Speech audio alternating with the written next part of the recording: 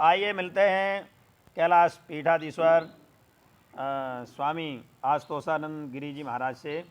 और महाराज जी, हम जानना चाहेंगे कि वेदांत किसे कहते हैं, और वो भी कम शब्दों में, क्योंकि लोगों के पास समय बहुत कम है और जानकारी भी सब चाहते हैं। तो वेदांत किसे कहते हैं? जी, सभी दर्शकों को बहुत बहुत साधुवाद और स्वामी जी का आभार। बहुत सुंदर प्रश्न स्वामी जी ने रखा है कि वेदांत किसे कहते हैं। अक्सर समाज में जब लोग थक जाते हैं, हार जाते हैं, स्ट्रेस पर परेशान हो जाते हैं, तो लोग सोचते हैं कि वेदांत का सुनने को कहीं मिल जाता तो परम शांति मिलती। तो वेदांत लोग शांति का स्थान समझते हैं, और वेदांत का शब्द का अर्थ भी यही है। जानते हैं अर्थ क्या होता है? वेदस्य अंतो अवसानो भागः वेदांतः।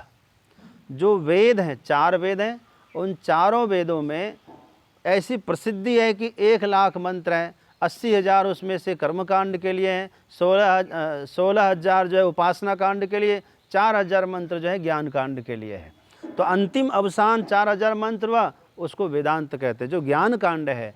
वेदांत मतलब ज्ञान कांड। दूसरी बात, वेदस्य अंतः अवसानः। वेद का अर्थ क्या होता है? वेद का मतलब होता है ज्ञान। ज्ञान का अंतिम अवस्था क्या होगी? अंतिम अवस्था है सिद्धांत। जो ज्ञान का सिद्धांत है, जो ज्ञान के द्वारा प्राप्तव्य है, वह परमात्मा है। तो परमात्मा का नाम वेदांत है। जो वेदांत की शरण में आता है, वो भगवान की शरण में आता है, उसको तो परम शांति मिलेगी ही। महाराज जी, सीधी सी बात है। हम अपने दर्शकों को एक मोटी भाषा में बताना चाहूँगा कि जिस प्रकार से दूध का सार घी है, वृक्ष का सार फल है, गन्ने का सार चीनी है, इसी प्रकार से वेदों का सार है वो वेदांत है। और उसका मतलब है मैं कौन हूँ, कहाँ से आया हूँ, अपने आप को जानना, इसी को वेदांत कहते हैं। ये रही अपनी ग्रामीण और मोटी भाषा। और जो स्वामी जी ने बताया है वो व्याकरण की दृष्टि से है। बहुत बहुत धन्यवाद स्वामी जी। मैं यही चाहता हूँ कि हमारे दर्शकों को दोनों चीज़ें प्राप्त हों, जी बिल्कुल। ग्रामीण अंचल की भी और एक योग्यता की भी।